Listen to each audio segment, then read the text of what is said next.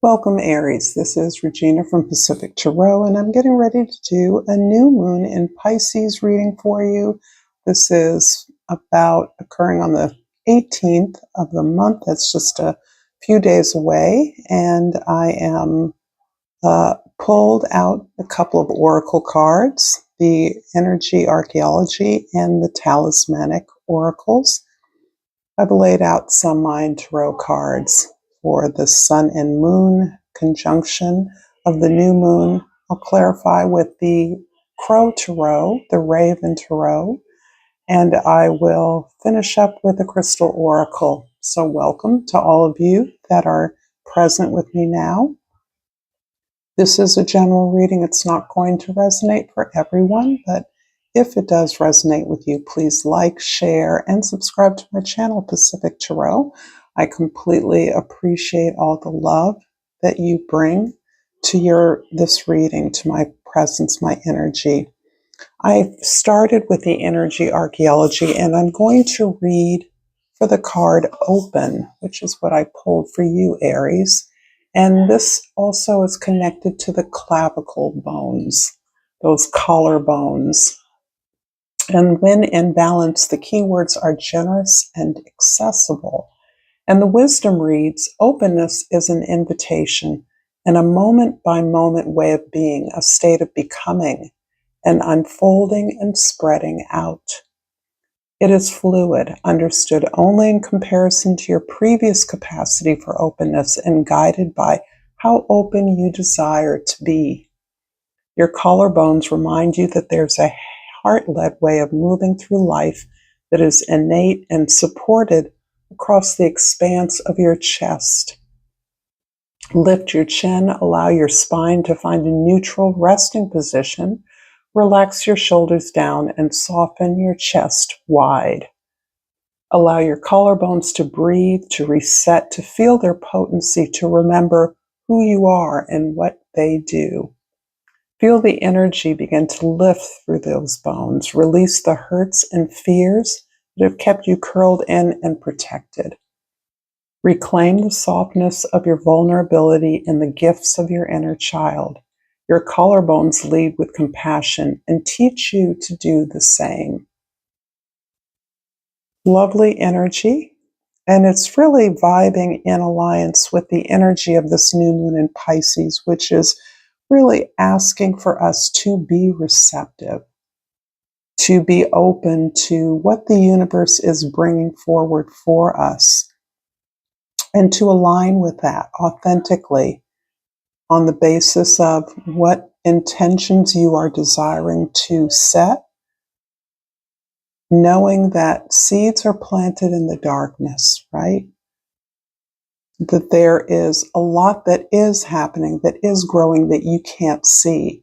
A lot of what you're desiring at this moment of being in the twixt of beginnings and endings is invisible to you. But that faith, that openness to receptivity and to the abundance of the universe is really in alliance with this card. And this is coupled with the talismanic tarot, cast away negativity. And what I'm getting from this card is there's a way that you talk to yourself. And with all of your growth and maturity and alignment that you have worked so hard for as part of your own healing, you often fall back on patterns that are so unconscious, and you're very aware that they're hard to break, they're hard to release. And one of them feels like the way you speak to yourself, the way you self-talk. And if many of you are like me, I often talk to myself. I'm often alone when I'm doing my work, and I sound out things or have conversations with myself. And I, too, can be surprised at how much I cajole, joke about, or make light of things that are really deadly serious and valuable about the contribution I bring. So that's the energy that I'm sensing. I'm also sensing that many of you are in the deeper throes of releasing relationships or situations, habits from the past. that are intractable. They seem to be stubbornly hanging on, and you feel the drain of those energies as you become increasingly aware of the lack of support and the lack of visibility you gain from those relationships or environments. And so that increases this awareness that rather than supporting you, encouraging you, seeing your value, you are being a drain, you are being belittled, you're being demeaned by some of those relationships, by sheer contact. You're seeing the habits, the words used towards you, the way that you're not taken seriously. And this is part of that learning new habits, making space for new habits that the new moon in Pisces is really granting you. I have already laid out a couple of cards for the sun and the moon. And for the sun's energy, I have the Wheel of Fortune.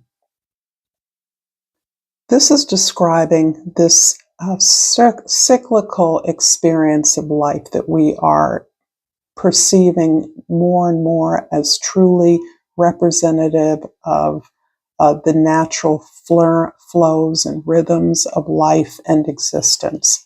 So at this moment, Pisces is the beginning and the end. Its endings classically, but of course with all endings come new beginnings. This is the reset for the new beginning, or the preset, the preparation for that. And this is a cycle. And this, you are potentially highly in tune with what is going on at a spiritual level and at an emotional level. There's a lot of resonance here around the flow of positive emotions, the empowerment you've gained through your healing journey to let your feelings flow, to trust your feelings, to not mask them or hide them as some kind of an inferior intelligence.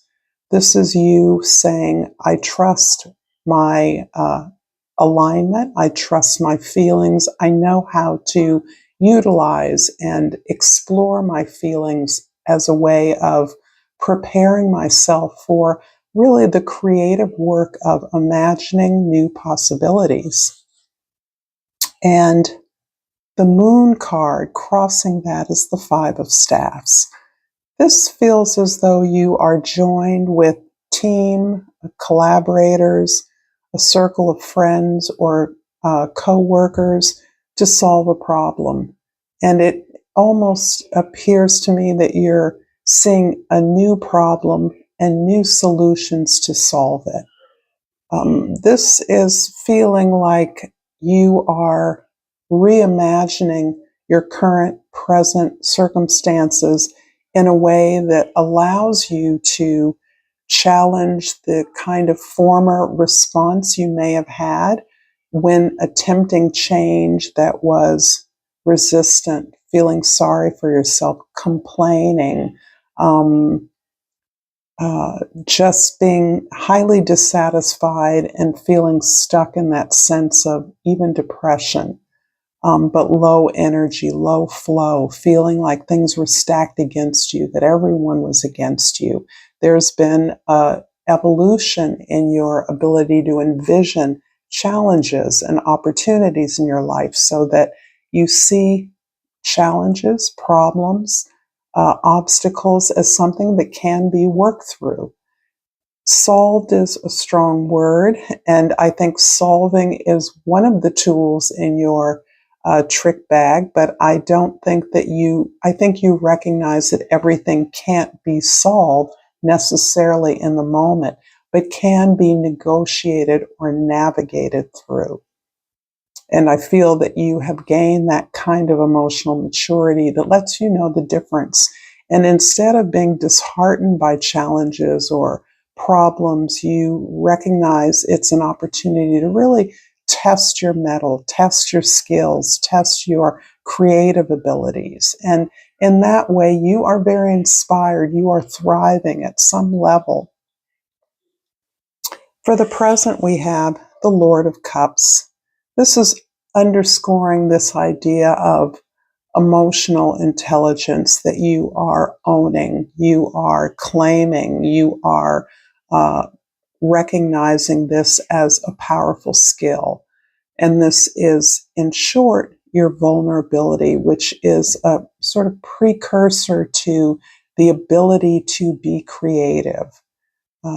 The risk of loving, pursuing your passion, trying new things, recognizing that a new relationship will not necessarily be like a former relationship, that a new job doesn't necessarily conform to the old patterns and behaviors that you've experienced in the past. And as a result of that, you are empowered by your vulnerability, your openness, your willingness to try something new without exactly understanding how it's going to work out, but using your intuition, your experience, what you've learned along the way, your beautiful compassion and empathy for others as part of the skill set you bring that permeates your already intelligent but highly creative mindset.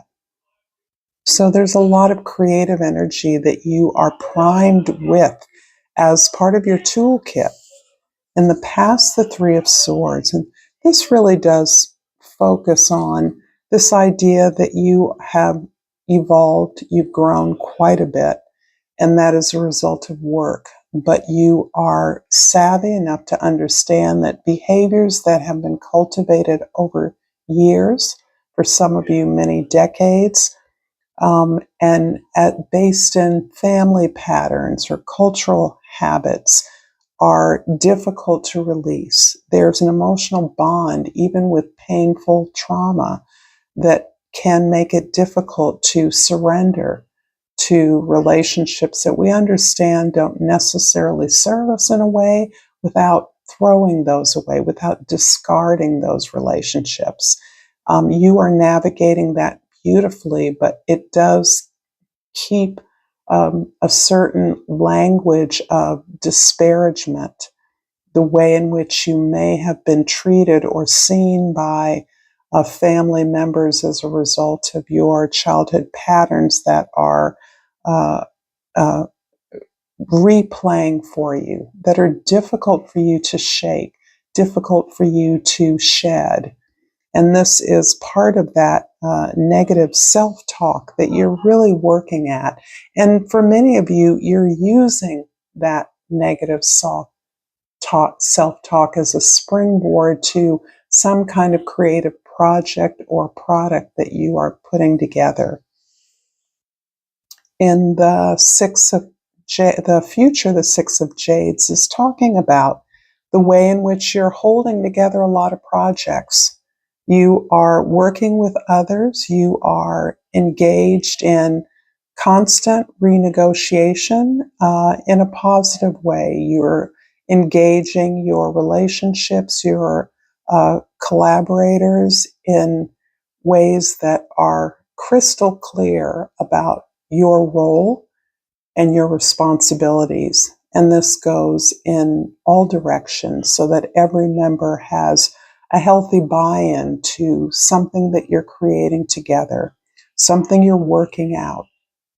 This feels like the creation you've been preparing to nail in a contract or a longer term agreement, but you're practicing all the stakeholders in a project. If this reading is resonating for you, please like this reading. Please share this with others as you see fit, and subscribe to my channel. I know I said that before.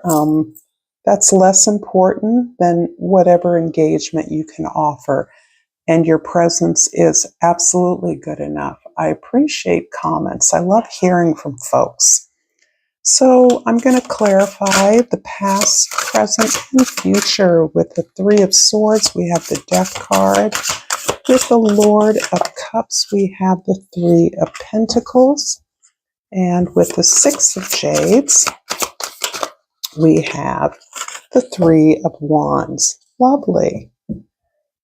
Threes are very productive, active cards, so you are really busy here. I feel that and sense that manifesting, concretizing some of your dreams, some of your creative talents. But the past is absolutely something that you are feeling yourself transformed by. So the negative experiences, the difficult traumas or emotional patterns that you see in yourself when taking responsibility for things that you experienced, ways that you have owned that trauma or those difficult events in your past has transformed you, has allowed you the absolute experience of releasing an old set of beliefs, an old life, and is giving you the opportunity to start fresh. So, this is a beautiful reflection again of the new moon in Pisces, where you are seeing your endings prepare you for beginnings. So, this, in short, is a rebirth.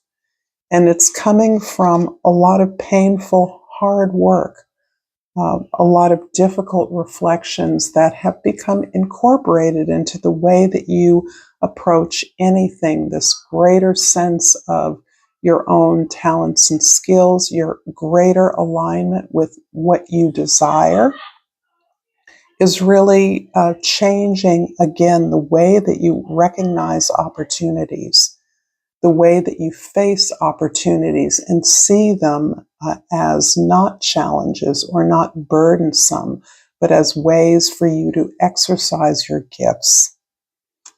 In the present, the Lord of Cups is clarified by the Three of Wands, and this is really, again, about your setting up in collaboration with others, opportunities for bringing your gifts to new communities, unfamiliar places, new audiences. This is you stretching out with the awareness that bringing something that you have tried and true, that you feel solidly about into a new environment is going to stretch you and teach you new things. And you are straining for your own growth. You're looking for ways to be of greater service to more people in other parts of the world or other parts of your community, to create and develop audiences that are beyond people that are just like you. And you can rest upon your powerful intuition and empathy to develop those authentically. In the future, the Six of Jades, clarified by the Three of Pentacles, to both your present and future, are really solidly linked with not just problem solving as part of a team, but really collaboration to build something beautiful. So the working with others to create change and opportunities that you have manifested in your environment, change you see as necessary in your community or in your world, has morphed, has developed into conscious collaboration with others who share your values, are aligned with your goals. And this is bringing a higher level of standards for you, of quality and quality control, a higher measure of your own behavior and conduct that is bringing you into a place of challenged and heightened creativity. Working with other creatives is, and in any field, it doesn't need to be about the arts, but people that are creative, innovative, able to imagine possibilities where that in ways that allow you to collaborate to create something really unique, very beautiful, and very useful, very practical for others. I'm going to finish up this reading with a crystal oracle and the red tourmaline flipped over. And I believe the key word is passion. I am the embodiment of passion. This is always relevant for you, Aries, I believe, and I appreciate this beautiful opportunity. Until next time, namaste.